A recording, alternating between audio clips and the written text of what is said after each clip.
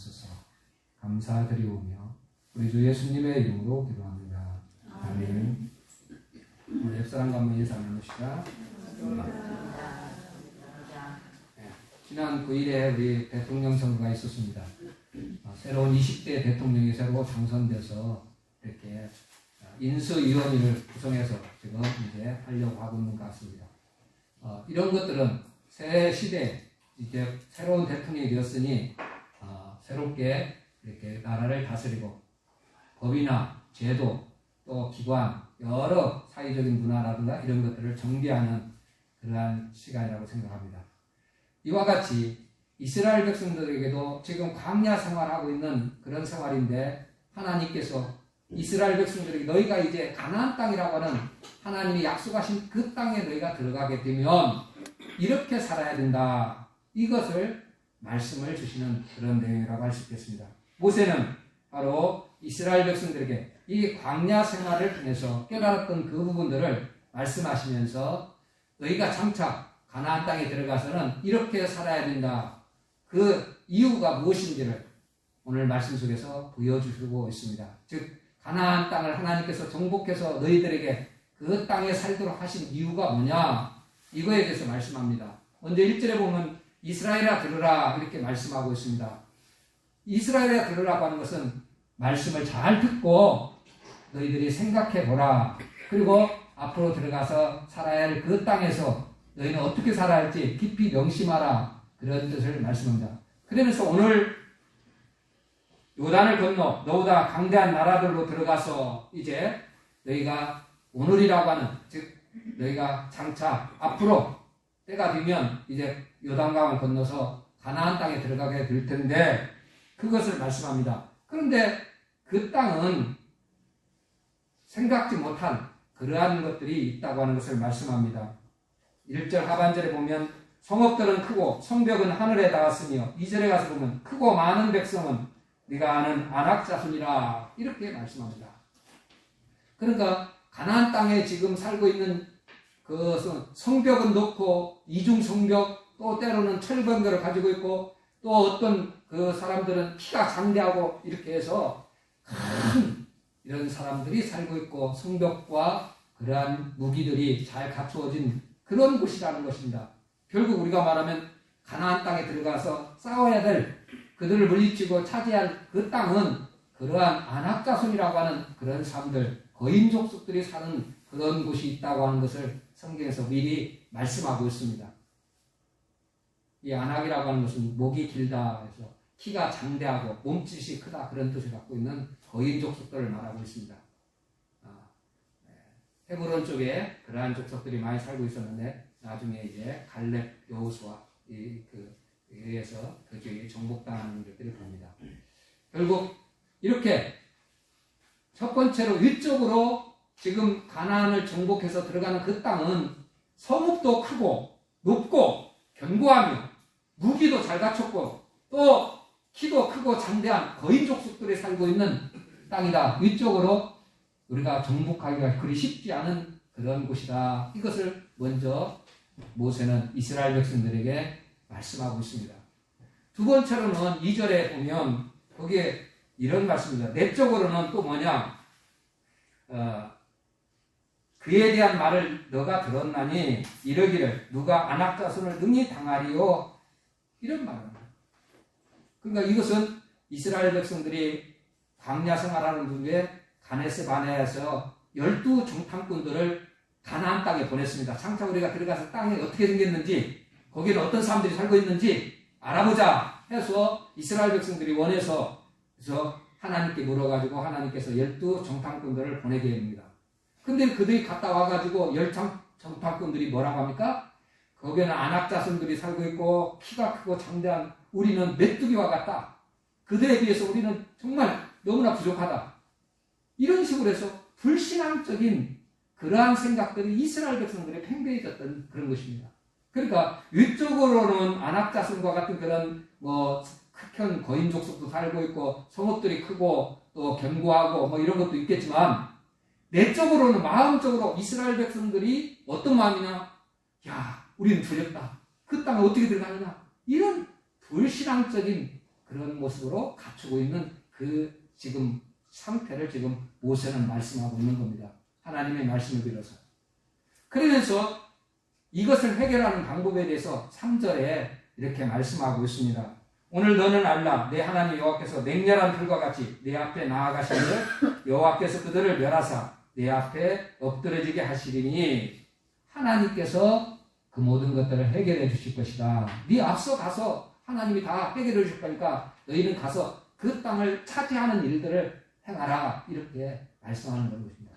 그러니까 위쪽으로 견고한 성읍 또 키 큰 안악자손과 같은 사람들이 살고 있고 그런 것들이 있고 내적으로 이스라엘 백성들의 어떤 불신앙적인 그러한 모습들이 있지만 그러나 너희는 그런 거 생각하지 말고 오직 3절에 나와 있는 것처럼 내 하나님께서 앞서 가셔서 그 땅을 너희들에게 멸하고 그 백성들을 멸하고 너희에게 주실 것이니 너희는 그 땅을 차지하라. 이렇게 말씀하는 그런 것을 보여주고 있습니다. 우리가 주의할 점은 바로 그것입니다. 하나님께서 하신다고 해가지고 그냥 우리는 입만 벌리고 가만히 있는 게 아니라 하나님께서 요단을 건너가라면 건너가고 여리고성을 돌라면 돌고 이런 일들을 해야 될 것들이 있다는 겁니다. 그러니까 하나님께서 여리고성을 멸하시지만 그러나 이스라엘 백성들이 하나님의 말씀을 따라서 여리고를 돌고 7바퀴 돈 다음에 큰 소리로 외쳤을 때 여리고성이 무너졌던 것처럼 그런 일들을 해야 됩니다. 때로는 하나님께서 아이성 근처에서는 매복 작전을 써서 그 성을 멸하도록 하게 합니다. 그러니까 하나님이 다 하시겠지만은 그러나 이스라엘 백성들이 하나님의 말씀을 듣고 순종해서 나아가서 그 땅을 발을 딛고 서는 것은 이스라엘 백성들이 해야 될 일이라는 것입니다. 이것을 말씀하는 거예요. 우리 신앙생활에서 이 부분을 잘 해야 돼요. 우리가 믿음으로 구원을 받습니다. 하나님의 은혜로 구원받아요. 이거 다 하셔요. 그런데 믿음으로 구원받았으니 나는 아무것도 하지 않고 가만히 있어도 된다. 이런 뜻이 아니라는 뜻입니다. 하나님의 말씀을 따라서 우리가 살아야 되는 그러한 부분들이 있다는 것을 지금 가르쳐주는 거예요. 그러니까 우리 사랑하는 성도들이 이스라엘 백성들이 가나안 땅을 정복하는 데 있어서 하나님께서 하시지만 이스라엘 백성들이 그 말씀을 따라서 살아갈 때 바로 그 말씀을 순종해 나아갈 때 가나안 땅을 차지하게 되고 정복해서 그 땅에서 살아갈 수 있는 일이 이루어진다는 것을 말씀합니다. 그러면서 이 가나안 정복은 왜 하나님께서 주시느냐 그 이유에 대해서 4절과 5절에 잘 말씀하고 있습니다.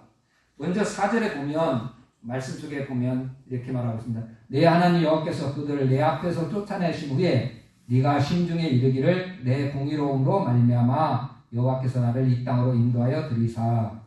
이 무슨 뜻입니다. 우리가 이 가나안 족속을 물리치고 우리 힘으로 이 땅을 차지했다. 그런 마음이 들게 된다는 겁니다. 저는 이 신명기를 하면서도 그렇고 나중에 여호수아 사사기 때 가서 보면 그런 것들을 역력히 느낍니다. 하나님께서 가나안 땅을 주시면 그 땅에서 좋은 예를 들어서 포도송이라든가 또 많은 어떤 그런 곡물이나 이런 것들을 얻고 또 소나 양 이런 것들도 많이 얻게 됩니다. 그런데 이것을 많이 얻으면 얻을수록 좋은 것을 얻으면 얻을수록 그걸 하나님께 바치는 게 감사해서 하나님께 바치는 게 아니라 우상 앞에 갖다 바치는 겁니다. 이게 문제인 거죠. 지금 하나님께서 말씀하는 것이 왜 이 가나안 정복에 대해서 그 모세를 통해서 말씀하시면서 내 공의로움, 너의 정의로움 그런 것들로 의로움으로 된 것이 아니라 하나님의 은혜로 되었다. 오직 하나님의 은혜로 이 가나안 땅을 주셨다고 하는 것을 명심하라. 이게 말씀하는 이유가 뭐냐면 후에 보면 사사기라든가 이제 사무엘상하 이때 보면 확실히 이런 것들이 드러납니다. 뭐냐면 자신들이 뭔가 얻은 것처럼 자신의 의를 높이다가 넘어지는 그런 경우가 있다는 거죠. 하나님께서 가나안 땅을 이스라엘 백성에게 주신 것은 오직 하나님의 은혜라고 하는 것을 강조하고 있습니다. 그래서 그 가나안 땅에 입성하기 전까지의 그런 이야기를 6절에서 너희가 광야에서 하나님을 배역하고 또 불순종한 그러함까지도 나중에 얘기하는 이유가 뭐냐.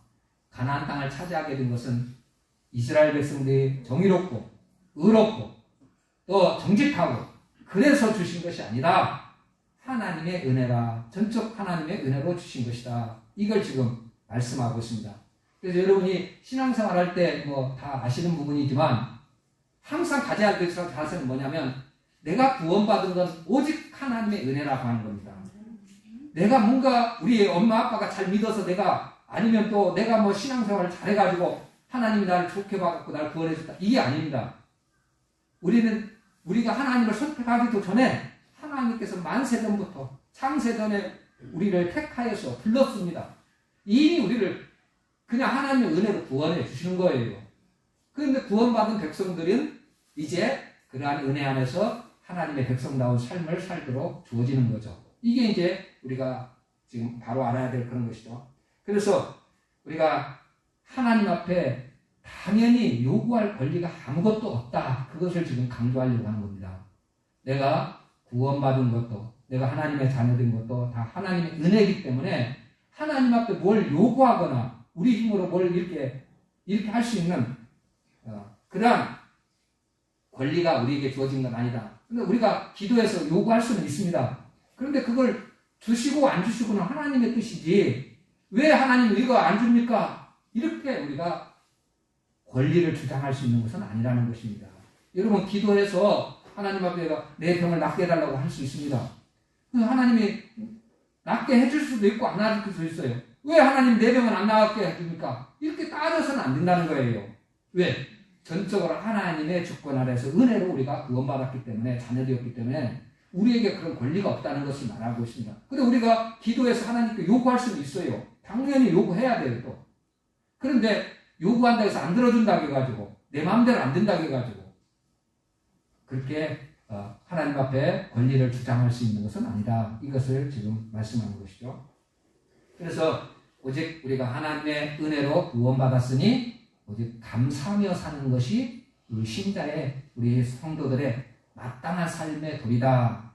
여러분 늘 범사에 감사하며 살기를 주의 이름으로 축원드립니다. 그래서 데살로니가 전서에 나온 것처럼 범사에 감사하라 이런 말씀이 있는 거예요. 그래서 내가 구원받은 건 하나님의 은혜라 이렇게 하는 것입니다. 그 다음에 이제 두 번째로 보면 왜 하나님께서 가나안 땅을 정복해서 우리에게 주셨느냐 바로 나옵니다. 그것은 가나안 족속들의 악함 때문이라고 말씀하고 있는 거죠. 말씀 속에 잘 나와 있습니다. 4절과 5절에 잘 나와 있기 때문에 가나안 족속의 악함 때문에 주셨다. 그래서 하나님이 어떠한 분이신지를 드러내는데 하나님은 의로우신 분이시다. 공의로우신 분이시다.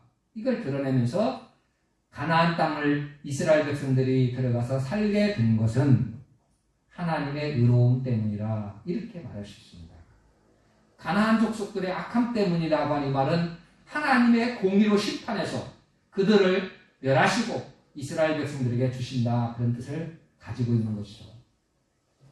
성도 여러분 신앙생활 할 때마다 바로 이러한 부분들을 놓쳐서는 안 됩니다. 성경에 보면 소돔과 고모라를 하나님께서 멸하셨습니다. 불로. 또한 노아 시대에는 물로 세상을 심판하셨습니다. 그렇기 때문에 하나님께서 불의하고 죄악된 세상에 대해서는 심판하시는 그런 의로우신 하나님이시다. 이것을 말씀합니다. 창세기 18장 20절과 21절에 보면 여호와께서 또 이르시되 소돔과 고모라에 대한 부르짖음이 크고 그 죄악이 심히 무거우니 내가 내려가서 이 모든 행한 것이 이렇게 말씀하는 그런 부분이 있습니다. 소돔과 고모라가 악으로 얼룩져 있다고 하는 것을 하나님께 아시고 하나님께서 심판하시는 그런 모습을 보여주고 있는 거죠. 하나님께서 가나안 땅에 있는 이스라엘 백성들 외에 가나안 족속들에 대해서 심판하시게 되는 그런 것들도 말씀하시는 것입니다. 결국 아모리 족속들 한마디로 창세기 15장 16절에 그런 말씀이 나옵니다. 아브라함에게 내가 이 땅을 주시겠다, 가나안 땅을 주시겠다 하는데 그 땅에 지금 아브라함이 살고 있는 거예요. 그런데 이 가나안 땅을 네 후손과 네 자손들에게 주겠다 그렇게 약속을 했는데 지금 주는 게 아니라는 겁니다. 지금은 아무리 족속이 죄악이 관영하지, 옛날 성경은 관영하지, 지금은 그들의 죄악이 많아서 이렇게 그렇게 표현하고 있지만, 결국 지금 가나안 족속, 아브라함이 살던 시대의 가나안 족속들은 죄악이 있기는 있었지만, 우리가 말하면 하나님이 심판하실 정도까지 이르지 못했던 거죠. 그래서 하나님께서 지금 아직 아무리 족속의 죄악이 관영하지 못하기 때문에 내가 잠시 놔뒀다가 후에 이 땅을 너희에게 주겠다고, 즉 아브라함에게 너와 네 후손에게 주시겠다고 그렇게 약속하는 겁니다. 그러니까 그 뜻은 뭡니까? 가나안 땅에 그 모든 그 정복되는, 하나님께서 그 가나안 땅을 정복하는 이유가 뭐냐? 그리고 이스라엘 백성들에게 주는 그 이유가 뭐냐? 가나안 땅에 살고 있는 그런 가나안 족속들이 죄를 지었기 때문에 죄악으로 인해서 바로 그렇다는 것을 말씀하는 거죠. 하나님께서 바로 이런 걸 통해서 심판하신다고 하는 것을 보여줍니다. 이것은 가나안 족속만이 아닙니다. 이스라엘 백성들도 우상 숭배하고 다른 죄를 지을 때 하나님께서 심판하시는 것을 보여주셨습니다. 이게 우리가 깨달아야 될 부분이죠. 하나님의 백성이 되었으면 가나안 땅에 들어가서 사는 그런 은혜를 받는 것입니다. 즉 우리가 하나님의 백성으로서 살아가는 삶의 모습이 되어야 되는데, 죄를 짓는 삶은 하나님 백성다운 삶이 아니라는 것이죠. 그래서 그러한 죄에 대해서 죄를 짓고 자신의 잘못이 생각나면 회개하도록 하나님께서 그리고 용서해 주시고 그런 식으로 이것들을 이끌어가는 거죠. 이것을 말씀하고 있는 겁니다. 자, 오늘 그 가나안 정복에 대해서 하나님께서 말씀하시면서 주시는 말씀이 뭐냐? 가나안 땅에 그 사람들이 악하기 때문에 하나님께서 그 의로움을 가지고 심판하셔서 이 땅을 너희에게 주실 것이다 하는 그런 말씀인 거죠. 이 말씀은 너희도 그 가나안 땅에 살면서 죄악된 삶을 살고 하나님의 말씀에 불순종하고 거역하게 되면 어떻게 한다고요? 하나님께서 심판하시겠다. 그런 것도 똑같습니다.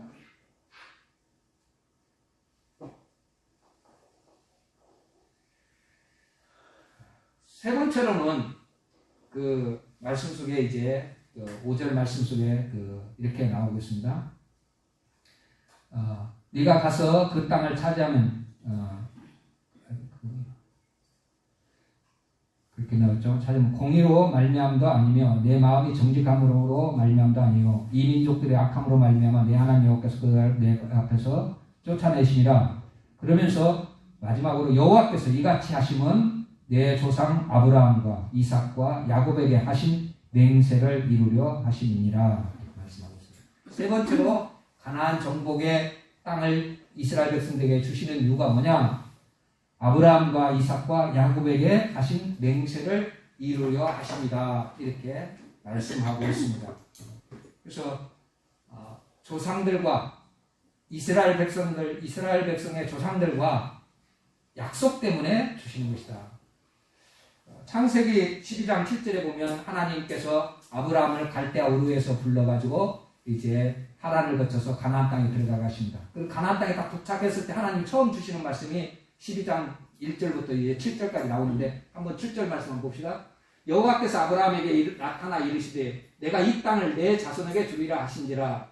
자기에게 나타나신 여호와께서 그가 그곳에서 제단을 쌓고, 그 부분은 하나님이 가나안 땅에 들어서자마자 뭘 줬다고요? 이 땅을 너와 내 자손에게 주시겠다고 약속하셨어요. 하나님이. 그 다음에 이삭 것은 빼고 그 다음에 야곱하고 약속한 것 창세기 35장 12절 말씀 한번 봅시다. 이건 야곱에게 하시는 말씀입니다. 내가 아브라함과 이삭에게 준 땅을 내게 주고 내가 내 후손에게도 그 땅을 주리라 하시고, 이건 야곱에게 하시는 약속입니다. 그러니까 이스라엘 백성들의 조상 아브라함, 이삭, 야곱에게 뭐라고? 이 가나안 땅을 주시겠다고 약속했기 때문에 그 약속의 땅을 하나님이 주시는 것이다. 이걸 통해서 뭡니까? 하나님은 약속을 지키시는 신실하신, 언약을 지키시는 신실하신 하나님이시다. 이걸 지금 말씀하고 있습니다. 이 말씀은 우리에게 똑같습니다. 누구든지 예수 믿으면 구원받는다. 이런 약속을, 언약을 우리에게 주셨어요. 예수의 피로 우리가 구원받는다는 것을 확실히 해줬단 말이에요.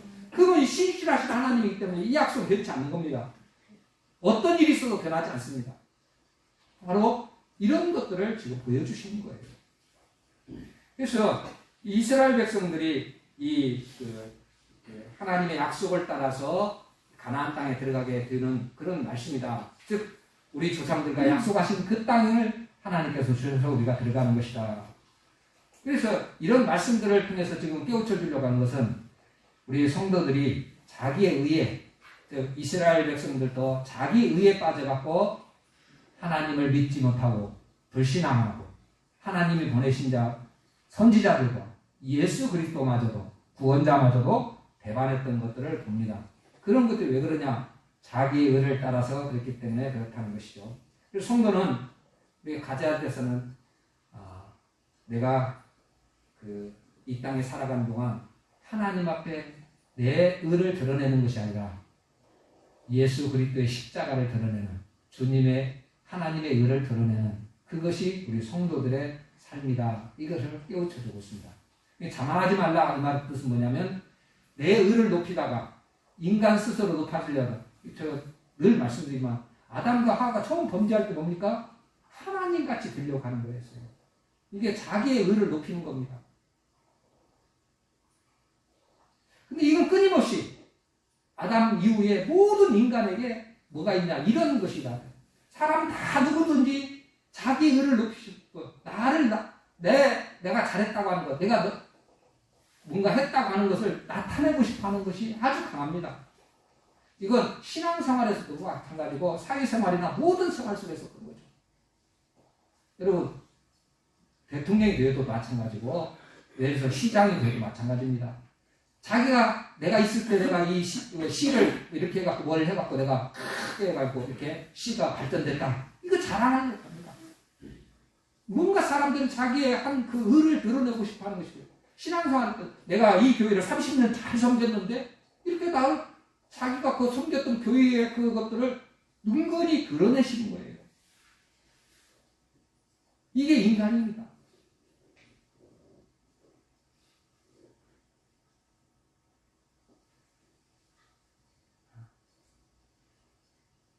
오늘 우리 구원받은 성도는 주님의 은혜로 구원받았다고 하는 이 복음의 말씀, 은혜의 말씀을 우리가 잘 받아들이는 한편, 또 한편으로는 구원받은 백성은 하나님의 백성다운 그런 삶을 살아가는 성화를 하나님께서 요구하신다고 하는 것을 지금 말씀하고 있습니다.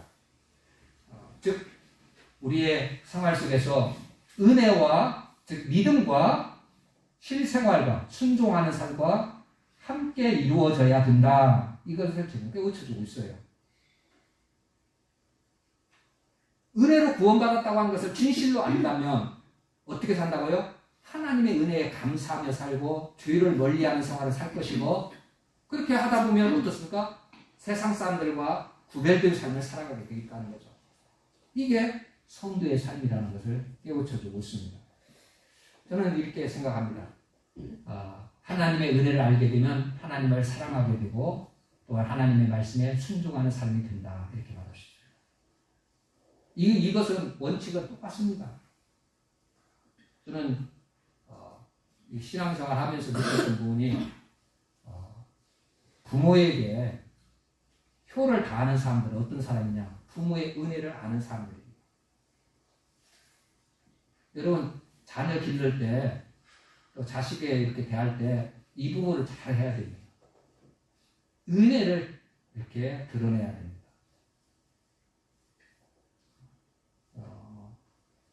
부부간에 자식들에게 보여줄 것이 뭐냐면 서로 그 남편이나 아내를 자식들 앞에서 무시하는 그런 말을 해서는 안 됩니다. 자녀들이 은혜가 안 되는 거죠. 제가 다시 말씀드립니다. 자녀들이 여러분 효를 할 수 있는 것은 효라고 하는 것, 부모의 은혜를 알 때 효를 하는 겁니다. 그렇잖아요. 나를 낳아주시고 길러주시고 나의 그 모든 것들을 해주시고 이런 것들을 아는 사람이라면 부모에게 효를 합니다. 즉 오늘 하나님께서도 그 신명기를 통해서 우리에게 가르쳐 주시는 내용이 뭐냐면 전적으로 너희가 구원받고 은혜 받은 그 모든 것들이 하나님의 은혜라. 이 말씀을 안다고 하는 거. 하나님의 은혜로 내가 구원받았다고 하는 걸 알면, 예수님의 십자가의 은혜로 내가 구원받았다고 하는 것을 알게 되면 어떻습니까? 하나님을 사랑할 수밖에 없는 거예요. 왜 나 같은 죄인을 사랑해 주셨어? 하나님 정말 감사합니다. 내가 어떻게 하나님 앞에 어떻게 살아야 됩니까? 이런 식으로 나가는 거예요. 왜? 하나님의 은혜를 알기 때문에 그런 것이에요. 바로 이것을 지금 깨우쳐주는 거죠. 그래서 가정에서 이제 실생활인 거죠. 자녀들로부터 효를 받고 싶어 한다면 부모가 어떻게 은혜를 자녀들에게 베풀어주면 자녀들이 그걸 보면 알게 되면 부모에게 효를 다할 수 있다. 자녀들이 부모의 은혜를 알지 못하기 때문에 왜 남의 집은 이렇게 해주는데 우리 집은 안 해주냐고 이렇게 하면서 불평하고 원망하고 또 자기중심으로 살죠. 거의가.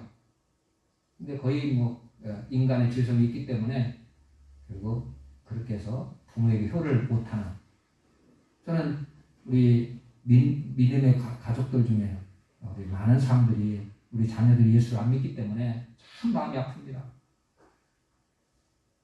제대로 신앙생활 해야 되는데 이 부분에 대해서 깊이 생각을 해야 됩니다. 진실로 자녀들이 은혜를 안다면, 부모의 은혜를 안다면 부모의 말씀에 순종할 것입니다. 이것은 지금 하나님께서 우리에게 말씀하는 겁니다. 지금 왜 하나님께서 너희가 가나안 땅에 들어간 것은 너의 공의로움, 너의 정직함 이것이 아니라 하나님의 은혜라고 이렇게 강조하느냐? 자만하지 말라는 뜻입니다. 너희가 구원받은 건 하나님의 은혜니, 너희가 이 땅에 살게 된 건 하나님의 은혜니, 결코 자만하지 말고 네 자랑하지 말고 하나님의 앞에 감사하는 생활, 하나님을 사랑하고 하나님 말씀에 순종하는 생활, 이게 이루어지도록 하기 위한 그런 것이죠. 이게 뭡니까? 복받는 길이고 이것이 영성 얻는 길이고 이게 가장 아름다운 성도의 삶이 아니겠어요? 하나님 우리에게 원하시는 거 아니겠습니까? 그럼 여러분도 마찬가지일 것입니다.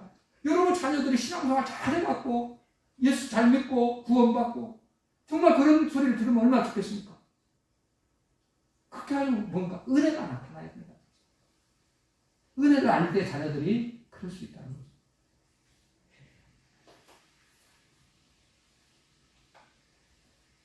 오늘 하나님께서 이 이스라엘 백성들에게 말씀하시는 마지막 말씀 속에 우리 깨우쳐 주시는 것은 이 땅에 살다 보면 은혜가 변질될 수가 있다 하는 것을 말씀합니다. 부모의 은혜 다 학교에서 배우고 하나님의 은혜 교회에서 넋없이 들었고 말씀을 들었습니다. 그런데 이것을 이스라엘 백성들이라고 몰랐겠습니까? 근데 이게 변질돼요.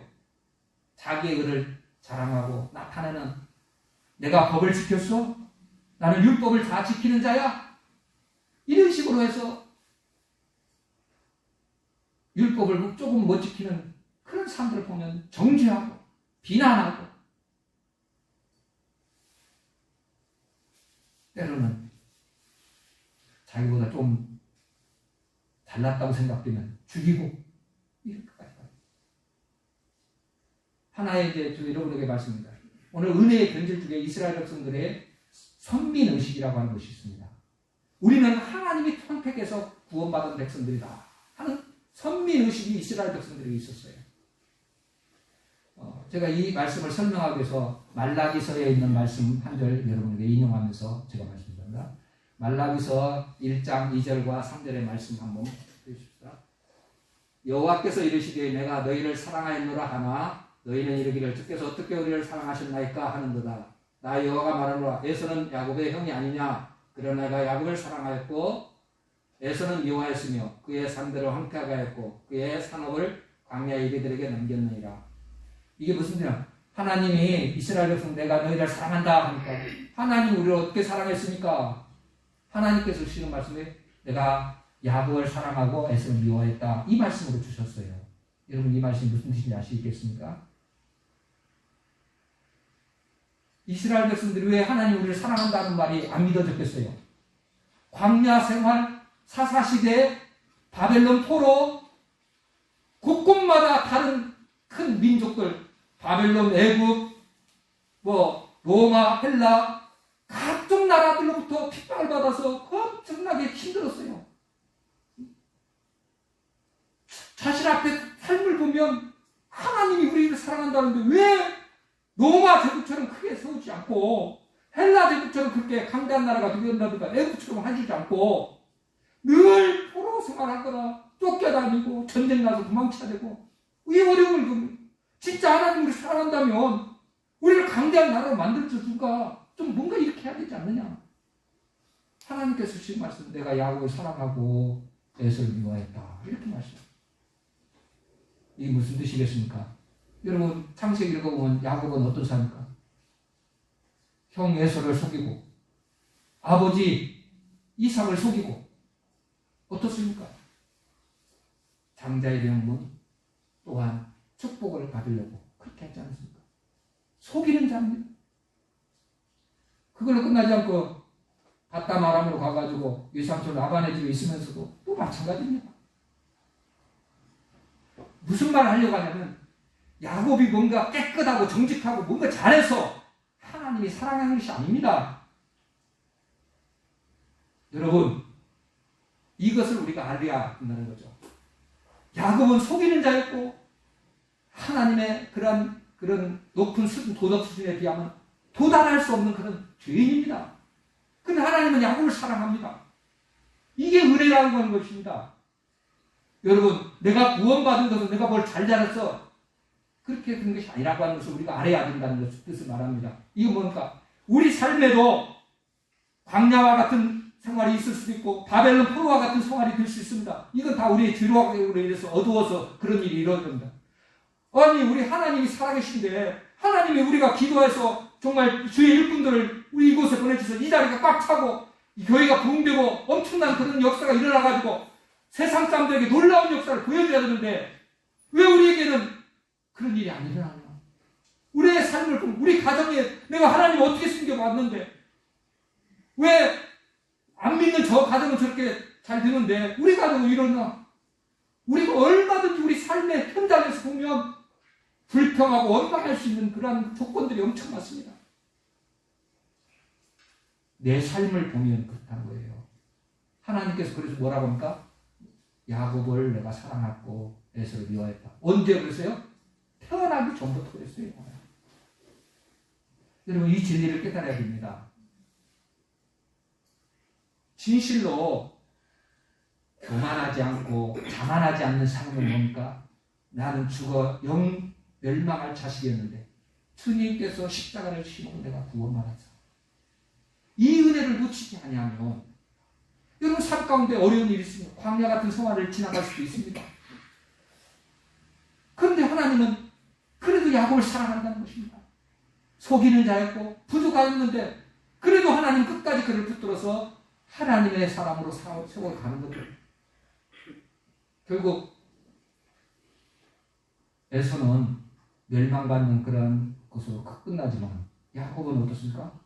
하나님의 백성은 영원한 하나님 나라에 들어가지 않습니까? 그래서 모세가 호렙산에 나타났을 때 보니까 하나님께서 직접 나타나셔서 하신 말씀이 아브라함의 하나님, 이삭의 하나님, 야곱의 하나님. 예수님께서 와서 증명을 합니다. 봐라! 죽은 자가 살아나서 하나님 나라에서 살고 있다고 하는 것은 호렙산 거기에 모세에게 나타났을 때 떨기나무 가운데 나타났을 때 하나님이 아브라함의 하나님, 이삭의 하나님, 야곱의 하나님 아닙니다. 삼자의 하나님. 그렇게 말씀하셨습니다. 영원한 하나님 나라에서 야곱이 하나님과 함께하는 그 영생을 누리는 그 복을 가진 것이죠. 이게 하나님이 사랑하는 것입니다. 비록 속이고 좀 부족하고 연약했지만 야곱은 하나님을 믿고 하나님의 그 뜻을 따라갔던 것이죠. 우리 신앙생활 마찬가지입니다. 야곱이 그런 평탄한 생활을 했습니까? 애굽에 가서 바로한테 가니까 내가 내 인생 100몇 년을 살았는데 험악한 세월이었다. 힘든 세월을 보냈습니다. 이렇게 고백하지 않습니까? 그런데 그게 하나님이 사랑하는 것이고 하나님의 은혜였다는 것이죠. 오늘 다시 여러분에게 말씀드립니다. 여러분 삶 가운데 내 앞에 우리 가정은 내 삶은 왜 평탄하지 않고 어려운 일도 많고 힘든 일도 많을까? 왜 내가 기도했는데 이 부분을 안 들어주실까? 이런 삶의 모습 현장을 보면 하나님 앞에 원망하고 불평할 것들이 얼마나 많겠습니까? 그런데 그걸 다 접어버리고 지금 하나님께서 지금 이스라엘 백성들에게 너희가 가나안 땅에 들어간 것은 너희 의로움이 아니라 네가 구원받은 것은 하나님의 은혜라고 하는 것을 놓치지 말도록 가르칩니다.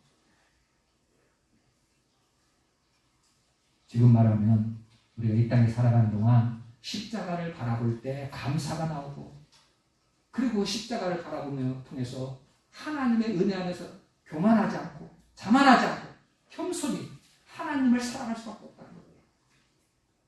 나 같은 죄인, 야곱과 같은 나 같은 죄인, 이런 죄인을 사랑하사 주님이 나를 구원해 주시고 하나님 백성 삼아 주셨으니 난 그걸로 만족하는 겁니다. 내 인생 하나님이 어떻게 끌어가시든 주님, 주의 뜻인 줄 믿습니다. 십자가를 바라보며 교만하지 않습니다. 절대 자기를 자랑하지 않습니다. 누구를 자랑한다고? 십자가를 지신 예수만 자랑하게 되어 있습니다. 오늘 이 땅에 살아가는 저와 여러분들, 우리에게 하나님의 백성으로 삼아주신 이 자리에 모인 성도들, 여러분 예수님이 이 자리에 불러주신 것은 전적 은혜임을 늘 깨닫고 삶에 여러 가지 부딪히는 문제가 있습니다. 현장에서 어려움을 겪을 때가 있을 것입니다. 그럴 때마다 그 현장만 보지 말고 나를 위해서 십자가를 지신 예수 그리스도의 십자가를 통해서 보시면 그 모든 것들이 은혜로워질 것이고 여러분 삶 가운데 새로운 세계를 발견하게 될 것입니다. 이러한 귀한 은혜가 여러분 삶 가운데 일어나서 진실로 하나님의 은혜로 내가 구원받았다고 하는 그것 때문에 하나님을 더 사랑하고 하나님 앞에 더 나아가고 싶고 하나님의 뜻이 무엇인지 분별해서 이 시대에 하나님의 백성다운 저 사람은 예수를 믿어도 그렇게 어려운데도 결코 원망하거나 불평하지 않고 그렇게 하나님을 잘 믿더라. 정말 왜 그럴까? 이런 생각이 들도록 이 세상의 빛과 소금이 되는 저와 여러분들 되시기를 주의 이름으로 축원드립니다.